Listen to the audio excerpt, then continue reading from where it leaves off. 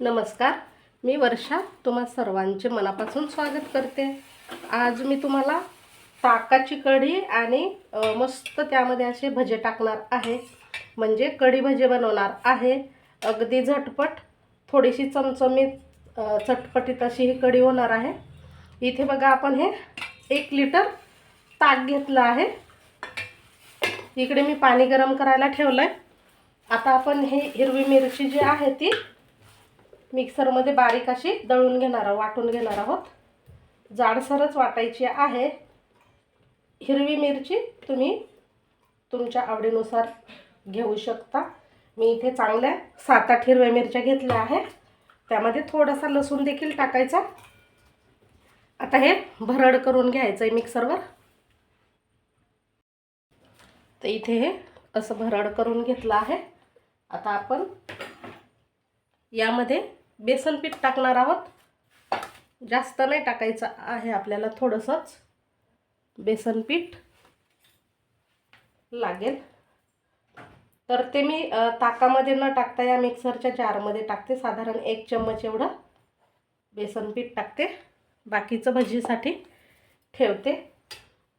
आणि यामधलं जे थोडंसं ताक आहे ते यात टाकून हे मिश्रण पुन्हा एकदा आपल्याला फिरवून घ्यायचं, म्हणजे छान असं स्मूथ याचं बॅटर तयार होतं।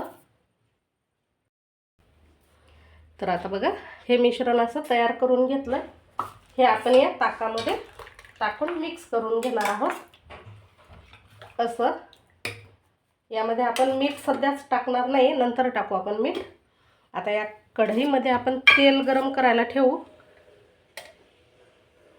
इथे मी तेल घेत आहे, तुम्ही तूप देखील घेऊ शकता। तेल गरम होऊ द्यायचं। तेल गरम होते तोवर आपण लसूण ठेचून घेणार आहोत।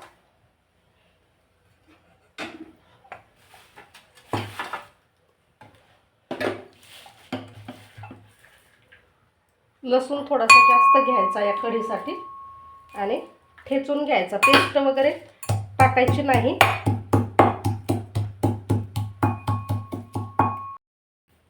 तेलही गरम झालं, लसूण सुद्धा ठेचून घेतला आहे। आता या तेलामध्ये जिरं टाकते,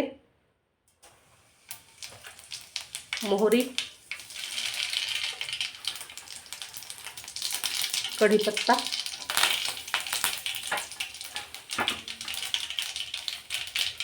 कढीपत्ता भरपूर टाकायचा, छान चव येते कढीला।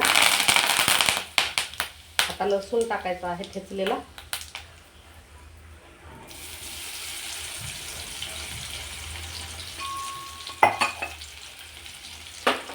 मस्त परतून घ्यायचा तेलावर।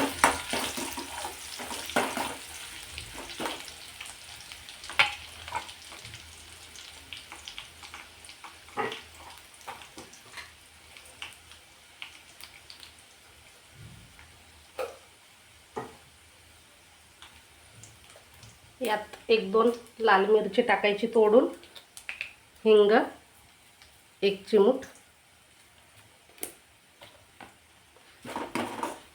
आता मस्त खमंग अशी ही फोडणी तयार झाली आहे। यावर टाकायची हळद,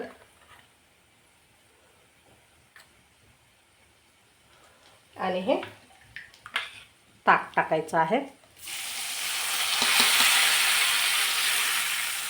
अशी छान फोडणी बसली पाहिजे त्या कढीला, म्हणजे कढी फुटत नाही। आता याला सारखं असं फिरवत राहायचं उकळी येईपर्यंत, कारण आपण ताकाची बनवत आहोत कढी। तर कधी कधी काय होतं, हे कढी फुटण्याचे चान्स जास्त असतात, त्यामुळे सारखं असं फिरवत राहायचं। एकदा उकळी आली की मग गॅस मध्यम करून ठेवायचा।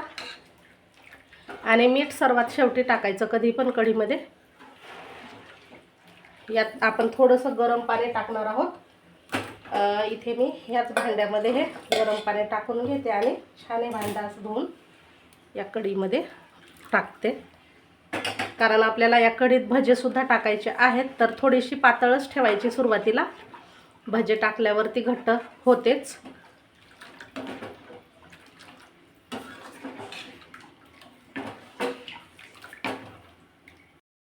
तर आता छान अशी उकळी आली आहे बघा या कढीला. आता आपण यामध्ये कोथिंबीर टाकणार आहोत आणि मीठ आत्ता टाकायचं आहे आपल्याला कढीला उकळी आल्याच्या नंतर. अर्धा चम्मच साखर सुद्धा टाकते, छान चव लागते कढीची. नक्की टाकून बघा. आता मध्यम आचेवरती ही कढी आपण उकळत ठेवणार आहोत.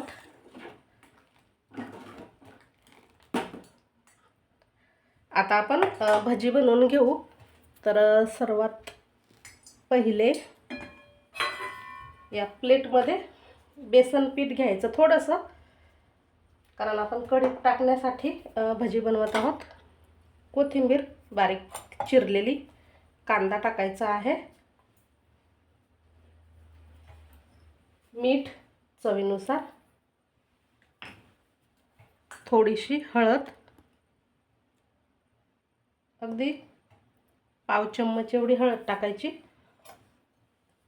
आता हे छान मिक्स करून घ्यायचं. आधी पाणी टाकायचं आहे आणि घट्टसर याचं बॅटर तयार करायचं, जसं आपण भजीसाठी बनवतो त्या पद्धतीचं.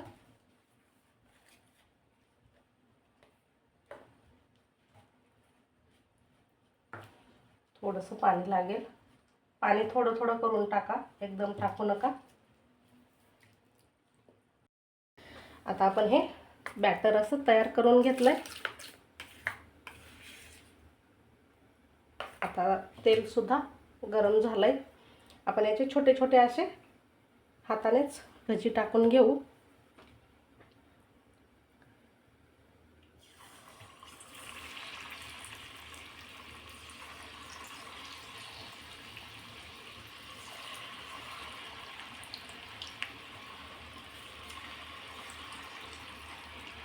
छान सोनेरी रंग येईपर्यंत तळून घ्यायचे आहेत.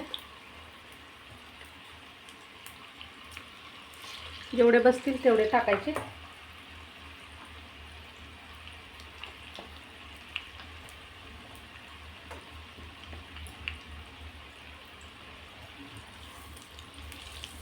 आणि गरम गरम कढीमध्येच आपल्याला हे गरम भजी टाकून द्यायची आहेत, म्हणजे छान ते मुरतात कढीमध्ये. असा सोनेरी रंग येऊ द्यायचा.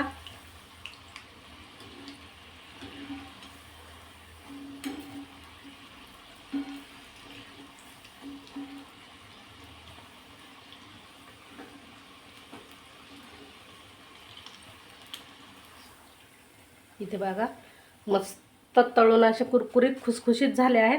लगेचच आपण हे कढीमध्ये टाकून देणार आहोत.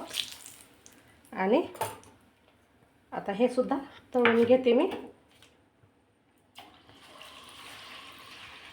भजे टाकल्याच्या नंतर मात्र कढी फार वेळ उकळायची नाही आहे. गॅस लगेच बंद करून घ्यायचा.